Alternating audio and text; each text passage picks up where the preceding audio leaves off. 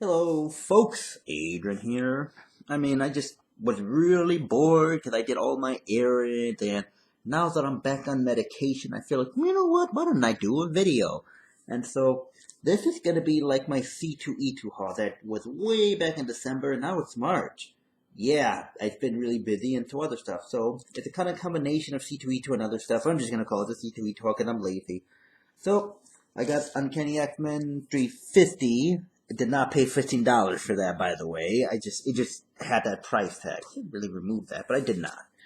This is the nice foiled cover, classic '90s gimmicky stuff. This is kind of where they started, experimenting and started drawing the characters a little differently. And that is when they revealed that he actually helped the freaking those people kill all the Morlocks in that mutant massacre. Ooh. So there's that. One of the ones I kind of wanted to read, Venom Separation Anxiety, #1. Kind of had like a weird, I don't know what type of cover this, but you can kind of have the texture. Kind of just wanted to read the story. Venom Separation Anxiety #2. And again, these are just stories that I wanted to read because I had the video game. I just thought it would be interesting. Separation Anxiety #3. And not just that too, I'm telling you, if I saw these when I was like 12 or 10, I would have jumped all over this because I always had a huge Venom and Spider-Man kick back in the day. But there you go. And then Separation Anxiety #4. Now I like the story, but it was missing something, folks. It really was just missing something I couldn't put my finger on. And I liked how they experimented with Venom, or Eddie Brock kind of questioning, oh my God, what am I doing? What am I doing? Am I a killer? Is she doing what's right? Kind of having that little conflict was good, but I just didn't think they explored it enough, and there wasn't much dialogue either. Green Lantern, #48. Apparently, this is the first appearance of Kyle Rayner. I'm gonna be honest, I don't give a shit if it's the first appearance of Kyle Rayner. Not a character that I care about. I literally just wanted to read the infamous and famous story of Emerald Twilight. Just wanted to read it. I never read it. The classic cover, Green Lantern #49. The classic cover where he has all the rings and he starts annihilating the Green Lantern Corps. I call it Corps. You don't pay me to call it Corps. But yeah, brilliant, brilliant. And then Green Lantern #50. And I think this is the first appearance of Kyle Rayner as Green Lantern. I don't give a shit. I just wanted to read the story. But yeah, well worth the read. I enjoyed it. I enjoyed the first issue, just seeing the loss, seeing him driven to madness. And of course, they ruined it, toward the end. Apparently, he was infected with some bug and blah. But yeah, it was definitely worth the read. Now it's expensive, because, bastards. Venom, Along Came a Spider #1. And I kind of just wanted to read this because it had Ben Reilly as Spider-Man. And then I remember looking this up and just thinking, I kind of want to read it. So, and this is apparently the first appearance of Hybrid, where all the other 4 symbiotes from the Life Foundation combined together. Again, not one that I gave a shit about. I didn't really care about those, about that it was the first appearance. I didn't even know. I just wanted to read the story. Venom, Along Came a Spider #2. Venom, Along Came a Spider #3. And then Venom, Along Came a Spider #4. Man, Ben Reilly just gets the shit kicked out of him in this one, all these issues pretty much. Not just that too, but then you get She-Venom with Anne Wang, and it's an okay story. It just feels like it's all over the place. So it's just all over the place. I think it's the best way to say it. It's like you just don't have a thread here. Yeah, well, know why that's upside down? Ninja Turtles. I don't know which issue is that. #33. Because, I like Ninja Turtles and I'm kind of trying to get sort of a run of the first series. Do love the artwork too. Punisher #60. Gotta get rid of that. Punisher #60. This is, again, comics are very, very fucking weird. Let's just say that. Comics are very, very weird. And so this is kinda where Punisher gets like a freaking, after the issue, after he gets facial surgery, and he turns into an African American. It's like, comics are fucking weird. I was just gonna say that. Batman number 427. No, I did have this, but I had the newsstand version. And I kind of wanted to get the one where they had the number. And then I found it for a pretty decent price. Like $8. Like, I'll take that. I'll take that for $8. Actually, it was half price, too. It was $4, now that I remember. But yeah. Batgirl number 50, the final issue of the run. I just wanted to read this because, I missed out on this. And again, cheap.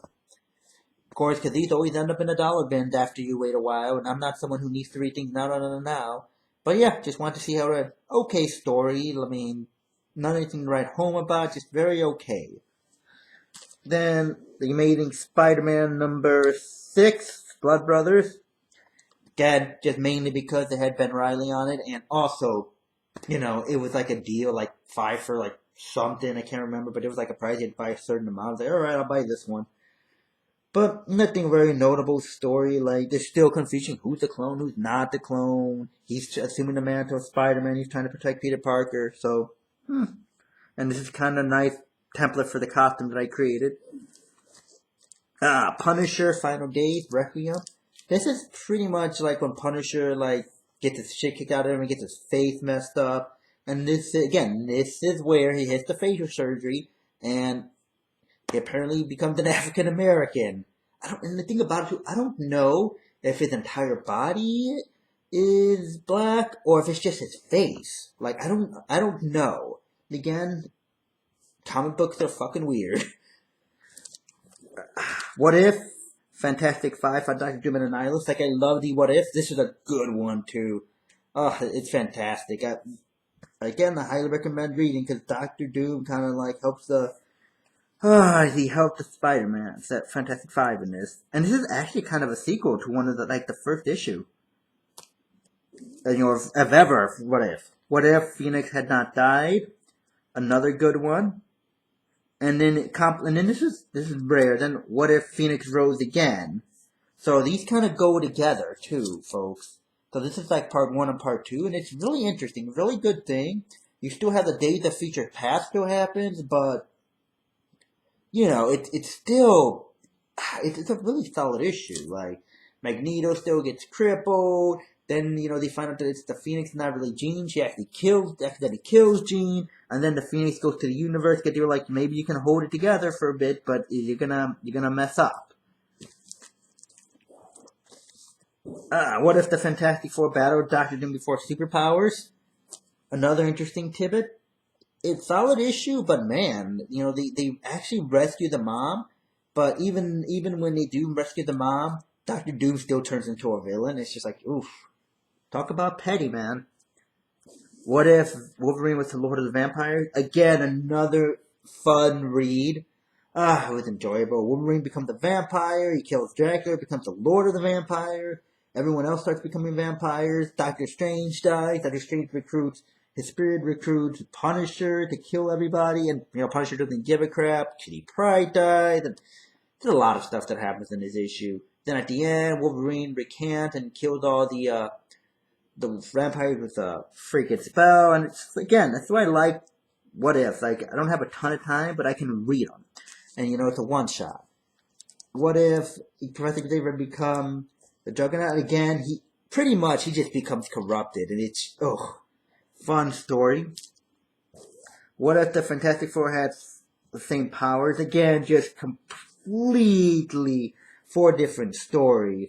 Like this one, when he held out the fire, they end up accidentally killing and igniting someone who was in the building. It's just all kinds of random stuff. Nothing notable though. So, and then this is not from C2E2, but I did recently purchase New Gods number 1 in a slab. Again, 4.5. I don't really give a shit. Like, again, I said it before and I say it again. I live in the mid-grade. I don't need the thing to be near mint. You know what I mean? I really don't. It's pretty much, for me, it's like, as long as the book doesn't look like someone took a shit on it or like, oh, I'm going to play with a stick of dynamite, I don't care. Just look presentable and please have all the pages missing. And for the love of God, don't have writing on it because that pisses me off. But yeah, and that's that's pretty much it. And by the way, like, I didn't really want to get this in a slab, but I saw it in a slab, and it literally was like fucking cheap as shit. Like, and it's probably because of CBCS, which is still, it's a really good grading company, but when you get CGC, like, that goes for way more than a CBCS lab. But CBCS lab is considered to be almost as good or just as good. And apparently they're harder graders, but like, again, I don't care. And again, like I said, I'm not a slab guy. The only book I wanted was Amazing Spider-Man 21 in a slab. So I'm debating whether or not I'm going to take this out or not. I just think it would be a hassle to do it, so that's kind of the laziness in me. But yeah, and again, it was cheap. But it was like, oh, $30? Okay, sure, I'll take this. And that's my haul, folks. Thanks for whoever watched.